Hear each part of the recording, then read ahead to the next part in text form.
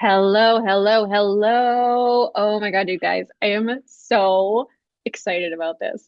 I am here today, Andrea Donnelly, shaman, intuitive mentor, creator of the future medicine modality, with one of my favorite people in the entire world, Amy Belair, who is a cosmic oracle and a shaman in her own way, and is just a profoundly gifted seer and activator and akashic magician. And we have wanted we've been talking about doing a collaboration for a long time, and here we are with our first episode of Oracles Gone Wild, which I can't even say without laughing. But I am so excited. I feel like this is just the beginning of something so beautiful. Amy, you and I were talking before we started recording about how there's just this way where, of course, like you and I know many profoundly gifted healers and activators and people who are here on the journey with us, really like helping to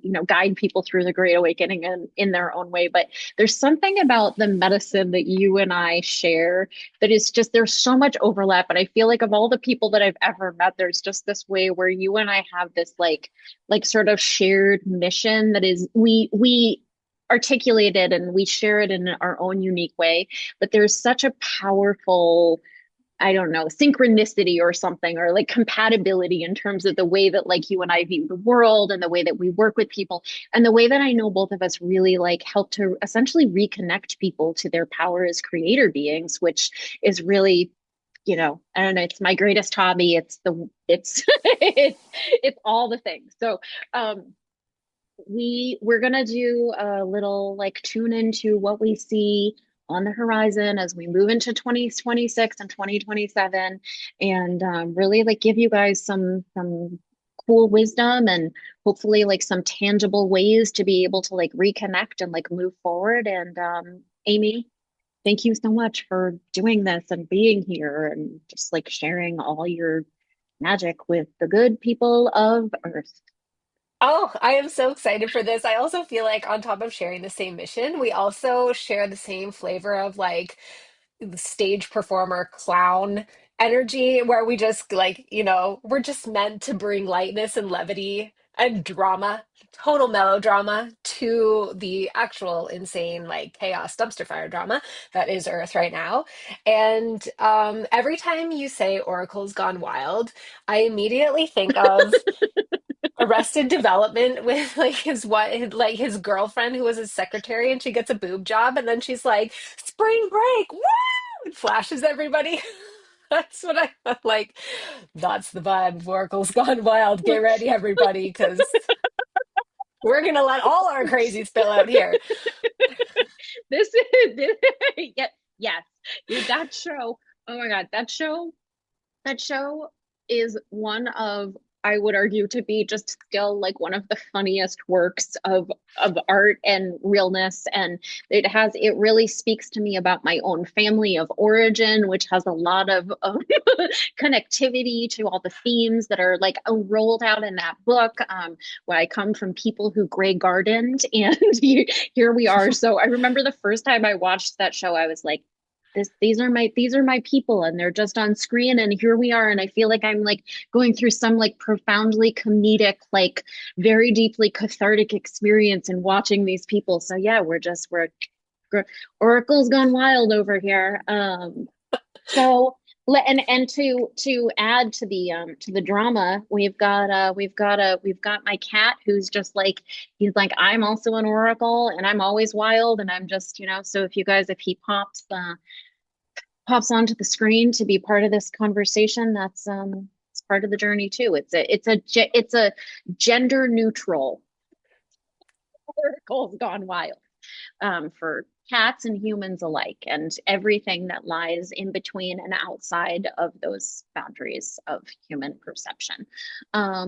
So here, what? Hi, buddy. So Amy, what I feel like, we just did like a really beautiful sort of like connecting with each other before we jumped on this, of talking about what we wanted to share. And I feel like it just seems important. We're recording this episode. It's Thursday, December 4th. And right, so we're like, somehow, how the fucking fuck is it December already? It feels like it was July, like yesterday. Time is really intense. You and I also, I think, have like a very sort of similar perception of time. And it's crazy that it's already December, but like we're almost, according to the Gregorian calendar, which, you know, you and I have our things to say about that, but we are about to somehow enter 2026.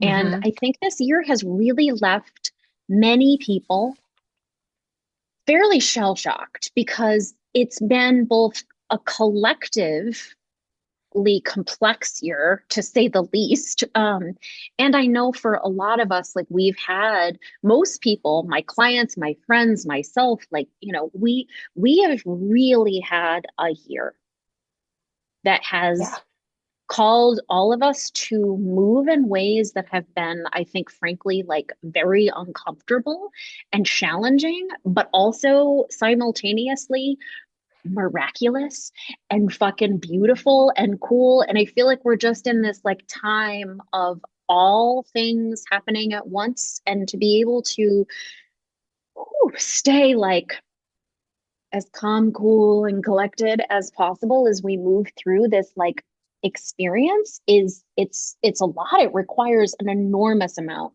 from all of us. So anyway, that's a lot of words to lead up to my I guess my first question for you slash us is, you know, what do you see sort of unfolding for, you know, the collective? Like we're, you know, since we are somehow in frickin' December, I know, you know, people love and look to you in so many ways, and myself too, to be able to understand like how to navigate what we're, you know, what's coming and what we're moving through. So yeah, what what's the buzz? Well, the buzz is so buzzy. That okay, so well, one of the things that I've been moving in this direction for a number of years, but I kind of arrived this year at the decision that I no longer want to play into prophecies, and yet at the same time, I'm an oracle. So I no longer want to predict the future, and yet that's the way I work. Like, I am an oracle.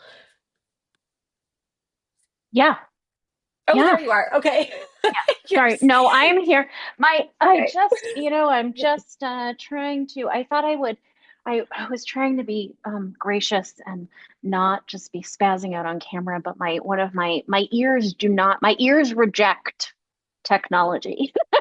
And no matter what kind of mic I use, it doesn't matter if I'm like using earbuds or like a, you know, like I had a really like fancy schmancy mic for a long time. They just like implode and they literally pop out of my ears. So and break over and over and over again. It's like the vibe is too high.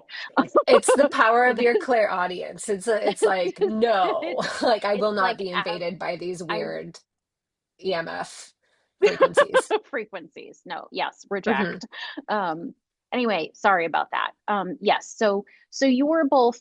You're saying that you were both. You're not trying to feed into the notion of prophecies, but also you are a gifted oracle, and you do know what's up. That's right. So I preface that to say, like, I'm not really here to try and predict the exact happenings of the future. I feel like that's fruitless and a total distraction because we need to start to shift our consciousness into existing right now, being in the now. Everything is happening now. Our point of power is right now. So trying to project ourselves into the future in an attempt to control or micromanage is are not actually very helpful. And I am an oracle. So what I what I see for 2026 is, well, I said to you before we started recording that 2025, 2026, 2027 is a period of rapid transformation and basically like dumpster fire chaos. And the I remember approaching the threshold of 2024 to 2025 and being like, wow, this is a big deal. 2026, that threshold doesn't feel like as big of a deal. And yet 2026 does have its own distinct energy, which feels more chaotic even than 2025. It's like we got a preview in 2025, and the preview was harsh. And it was like, well, get your shit in order because these changes are about to be permanent starting in 2026. Just even looking at it astrologically, the like all of the outer planets basically made an ingress into a new sign starting in November of 2024. So Pluto finally moved into Aquarius as its permanent home. I'm using tropical astrology. Um, there's so much value in looking at the Vedic astrology as well, but I just refer to the tropical astrology because it's kind of like the channel that we're all on. But so, um, like Pluto moved into Aquarius, Neptune moved into Aries in 2025. Uranus moved into Gemini in 2025, Saturn moved into Aquarius in 2025, and Jupiter moved into Cancer in 2025. And all of those outer planets, except for Pluto, ended up moving back into the sign that they were previously in, which gave us a little bit of relief and took the pressure of the intensity of the change like down several notches so that we could get our affairs in order. But that change is going to be permanently instated, but on a planet like not on a false matrix systemic control level, but on a cosmic energy change in energies level, change to our consciousness, change to the way that energy flows. That's going to be permanent starting in 2026, and it's going to be quite an intense adjustment. Also, Chiron moves into Taurus.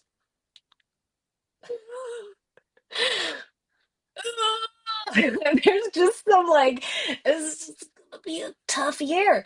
It's gonna be a tough year, and it's gonna require a lot from us to be able to navigate it.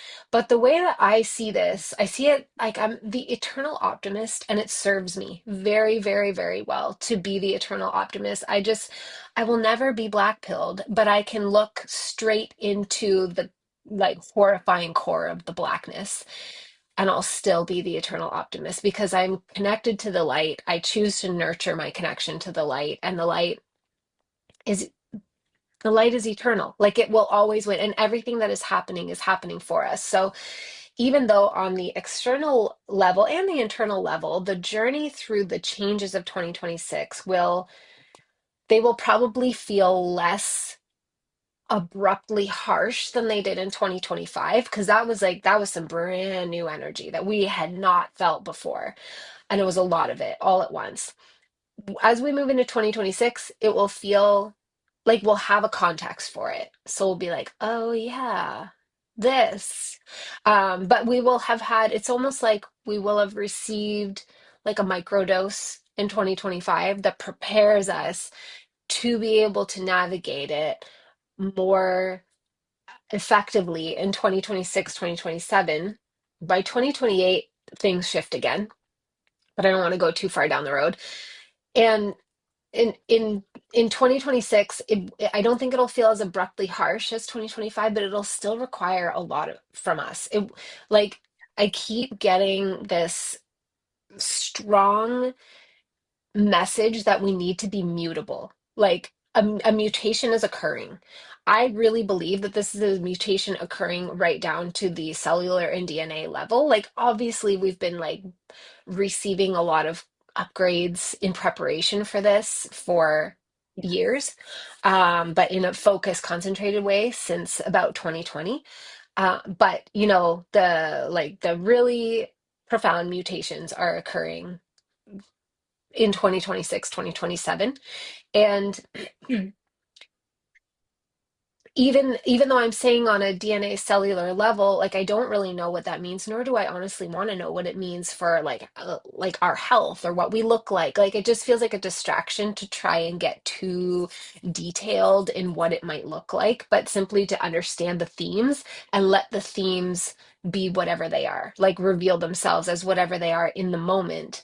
Um, but I do know that it's or I foresee that there is going to be a lot of chaos as people struggle to adapt to these changes, and a lot of chaos as old systems crumble even more rapidly. Like the way I've been describing it in all of my failed attempts at recording an energy report is we're approaching a singularity, and the singularity is requiring us to exit linear time and all of the systems that and stories we have built around the perception of linear time, and to exist in the holy eternal suspended moment of now. And that requires a lot of us. That there's so much that we're going to have to let go. That's the constant theme I get with every card pull that I do for every failed attempt at an energy report over the last month is let go. It's just like, Yeah, and I mean the guidance is for me too. Like there's so much I have to let go of. yeah, But yeah. that's what it boils down to, that what I'm getting is like, hey, you never needed it at all. Just, like, release it. It's just, it wasn't, it's all an illusion. It's like, it's not even real. Kind of the same Yeah. way that, like, we say that, oh, you can't take your money and your material possessions with you when you die. Well, it's a very similar thing, except that we don't have to actually die. Many of us will not die in a physical way, the way that we understand death, like the end of an incarnation. The incarnation will continue, but we can't take any of these things that we have so many attachments around with us through the singularity, because they don't exist on the other side. They are completely irrelevant, and that's a lot to get our minds around. Oh, it requires so much. And it requires so much capacity to be able to hold multiple perspectives and truths simultaneously, and to be able to really move in a way that is completely different than what most people have ever embraced or done. And it's both miraculous and beautiful and like completely true, and a dissolution of the insane, frankly depraved false matrix that so many people have been like sucked into for not just, I mean, this has been going on, I think, at this point in this realm for a very far longer than any of us can even wrap our brains around. And this was the time that was prophesized by great sages and seers and very wise people for eons leading up to now, that this was going to be the time where we finally said, we do not consent no more. And this year, it's so interesting because I feel like, to mirror back to what we were saying at the beginning, I feel like you and I often are explaining the same energetic truth, right? In like our own unique way. And to me, like, I've been calling this year a choice point since like the beginning of this year. I've just been able to like see so clearly. And it's interesting because like it's mirrored in the astrology, it's mirrored in the numerology, it's mirrored in all of these like sort of like tangible systems of energetic perception and understanding. And to me, it perfectly moves in concert with what you just shared, this energy of like this year required so much of us. It was a new vibration, it was a new way of moving through space and time. And really, that energy that you were saying about how like what we have is the now moment. And that will just continue to be so true. And I feel like that is in a lot of ways, like when I say, it's been a choice point, there's way more. I could talk about it for like 100 years, but sort of to try to like whittle it down into a couple of sentences. To me, it's like, are we going to choose to really make room for the truth of how badly we've been manipulated, the amount of misinformation that stems and is present in every single system that exists on this entire planet or realm or whatever we want to call this place in which we find ourselves. And, people were really, this year was, I think, like a window into the balancing act that we are all going to be called to engage with as we move into 2026 and 2027, and really being able to be like, all right, we're in, I don't know, like some weird hell realm that has been like infiltrated by really wild darkness. And also, that time is over. And all it takes, all I say all, but like all it takes is required of us to say, we're going to essentially unplug our power, which has been fueling and essentially manifesting and like being the battery behind a lot of chaos that none of us like, that does not benefit us in any way and doesn't benefit the plants or the animals, like the parts of this realm that are actually like the divine, the spark of like truth and light and love, and really say like, we don't consent to any of this. We're going to move differently.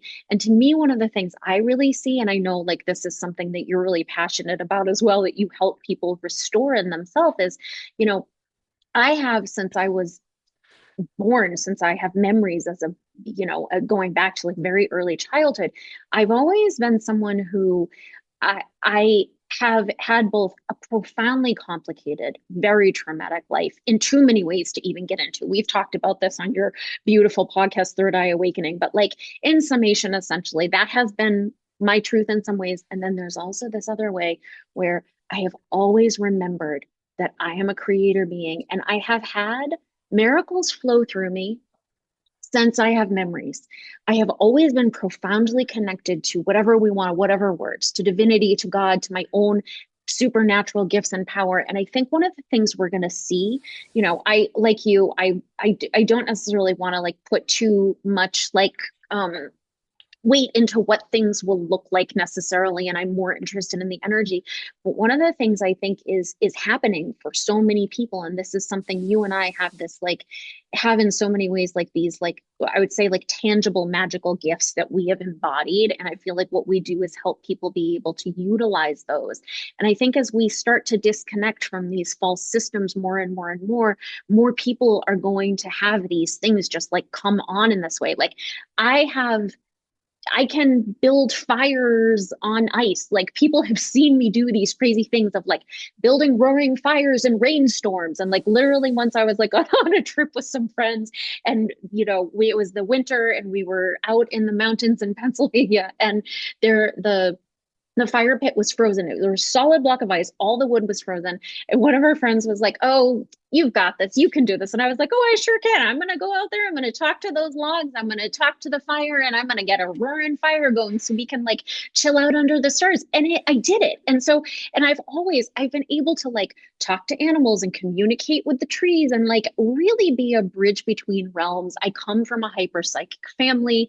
I healed myself from previously disabling nerve pain. It's interesting you mentioned the thing about Chiron, about how we're moving into Chiron and Taurus, because I have the dubious honor. Once many years ago, a woman read my astrological chart and she was like, "You have the highest degree of Chiron of anyone whose chart I've ever read." And I was like, "That's me, just slapping around out here, the queen of the wounded healers." But the thing about it is, I feel like again in that like energy of, and you are another person who has known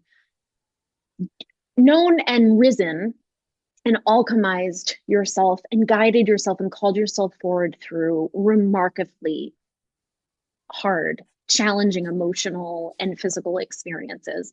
And I think one of the things that we are really going to be called to do, and I think it really kicked up this year, is that like it just feels so important to me for everyone to really start to like engage with their intuition, engage with their supernatural powers, and really start to like hold these things to be both true and to like actively cultivate them and make decisions where they're really reconnecting to their own heart's wisdom. Because to me, as we keep moving through this year, you mentioned the chaotic energy that is just like very present, feels like it's going to continue through next year and the year after.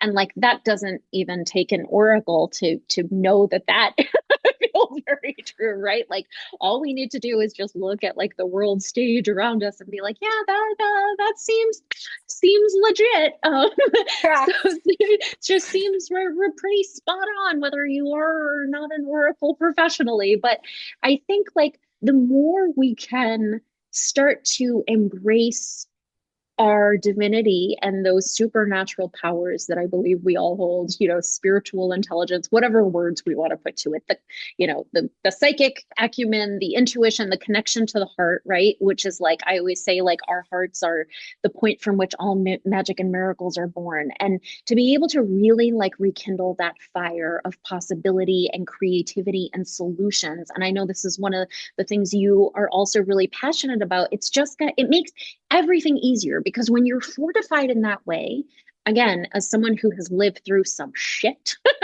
I can say without question that it is my spiritual intelligence, my psychic gifts, my magic that has held me safe through profoundly chaotic times. And I just know that that is like, to me, that is like the biggest power move that I feel like anyone can make right now, is to say, I'm going to start to really clear the programming that is coming from it's the programming from the matrix is so intense, and it actively essentially harnesses these gifts that we have to create absolute fucking bullshit. Like, right? Like, it's just Yeah. and and I know, like you mentioned, that you were a profound and eternal optimist, and like I have always been very much the same. Like, I'm like, oh yeah, like I've known some stuff. I know it makes me be able to really also like hold a very unique space for other people, because I know no matter what someone is facing, that if they can just like literally keep on going, dust off, I called myself a whack-a-mole before we got on this call, and just be able to be like, some stuff has happened. It was rough yesterday. It might be challenging tomorrow, but like, I know we can do this. I know we can get through what's coming. I know that like you and I are really meant to like guide so many people home to the light, essentially, to the truth. And that anyone who's here, who's listening to this, who finds you, who finds me, we're people who have what I always call like a very unique lens of perception and a massive contribution that they are meant to make in order to help guide their community through these times in which we live, which are like riding a crazy train through, and yeah. So Totally, totally, completely. It's just like, I mean, I'm kind of excited for what's to come, even though I remember being excited about 2025, and then, I was like, oh my God, like brought to my knees by what it actually meant and how it played out. And so I'm excited, and I'm not naive that it may be very, very, very, very uncomfortable. And I mean it when I say that it's going to require a lot from yeah. us. It's going to require a lot. But also, I think the reason I'm the eternal optimist is because I keep getting more and more. This is where I love being an oracle, because I can see on the other side of the singularity, or what exists in the singularity. Like, I see where we're headed. And so it feels to me that even though this is a very challenging process, like, it's all worth it. It's all worth it. And the more we struggle against the current of energy as it carries us along, and we try to hold on to, this thing or that thing, or like this grudge, that resentment, this regret, or this job, or this relationship, or this home, or this, like, externalized sense of security, that is, it's the things that we have collected to create stability and security for ourselves are of the illusion. So they've created a temporary sense of security, and that is all well and good, but it's not real. So we have to be willing to let go of it, see it for what it is, and let go of the attachment that is built off of fear, and to just trust, to deeply trust that true true security, true stability is accessible to us, as we connect inward into the divine spark within ourselves that is part of the greater divine spark of all creation. And, sometimes when I say those things, they can sound like kind of lofty and like, oh, isn't that a nice sentiment? But I think this is why rock bottom moments are so profound, because when you get to the rock bottom and there's nowhere else to go, that's often when you find your spark, because there's nothing else to latch on to try and like clamber your way back up. So it's like you had all of your attachments like prized out of your, death grip fingers. Um, and then you find like there's nowhere to turn but within to that divine spark. And that's where we're all headed. And part of that is like the recognition that we have magic, we have abilities, we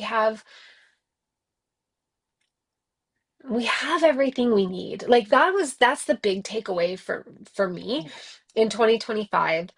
A lot of the things that I went through were super, super, super hard, on both like it's a little bit easier for me to handle death. So my dad died suddenly in July, and that, I mean, don't get me wrong, that rocked my whole reality, like completely capped off an entire timeline and shifted me over to a new one, whether I like it or not. And I will never see him again in this life. And that's just, like grief is it's very jarring. And it's one of the things that's a little bit easier for me, I think, because I'm a Scorpio, to fit into my understanding of reality.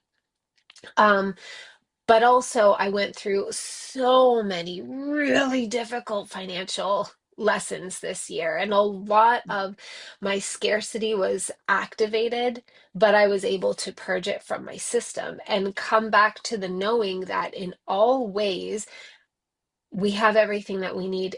It's all here in this moment. We have been programmed by the false matrix to not see it and to believe in scarcity and believe that it's a struggle. And so, based on those beliefs, we manifest a struggle, which reinforces those beliefs further, but it's not the absolute truth. The absolute truth is that everything is here for us right now. We are, everything that I need in this moment is right here, even in my darkest moments, even in the hardest situations of, uh, extreme trauma, extreme stress. And I'm not just talking about like the death of my father. That doesn't really feel like a trauma. It just feels like a really sad event compared to like the traumas that people live through where it's hard to make it right in your brain. Um, but still in those moments, in the moment, in the holy, eternal, suspended moment of now, you have everything you need to get through that moment as it evolves seamlessly into the next moment and the next moment and the next moment. And when we can remember that, we can unplug from the manipulations of the matrix, and we can start to resource ourselves from that realization that everything I need in this moment is here right now. And the things that I thought that I needed in order to feel secure are basically bullshit, and it was like very much programmed into us by, consumer driven culture, but also is like built on layers of, it's like the false matrix takes entire generations and inserts traumas that then they build, coping mechanism beliefs around, and they get reinforced and then like handed down to us through our ancestry and also through our, just the collective belief system that is built on those traumatic events like the Great Depression and the Victorian era, and just like periods of, I'm obviously referring to Western culture, but like globally, the false matrix has inserted Yeah. these extreme traumas that color the way that we see and therefore render reality. And none of those, we just don't need to carry those forward. And in fact, not only do we not need to carry those forward, but we're going to be forced to confront them and release them. And that that confrontation is going to feel very jarring, as many of us experienced, in 2020. 2021, 2022, 2023, 2024, 2025. The confrontation of it is jarring, but the landing place is so soft. The landing place is the absolute truth of being held in a universe of total love and sovereignty and freedom and having an infinite resource, infinite abundance, being completely provided for what you need in every moment. That's the landing place. That's why it's so worth going through all of these really difficult confronting initiations individually and collectively. And that's what all the chaos is. It's the Yeah. false matrix, trying its damnedest to rope us back into these like wound stories so that it can continue to harvest off of us. But B, the chaos is also like the process of awakening to realize that we've been harvested off of them, we've been lied to. And if we can get beyond that and into that soft, beautiful, gentle landing place, like everything's actually okay. And you're permanently okay forever, no matter what you're going through. Even in the hard moments, you realize you're actually okay. And it's like a freedom that is worth every price that has to be paid for it. That was exact. I can't, I'm like speechless, which is fascinating.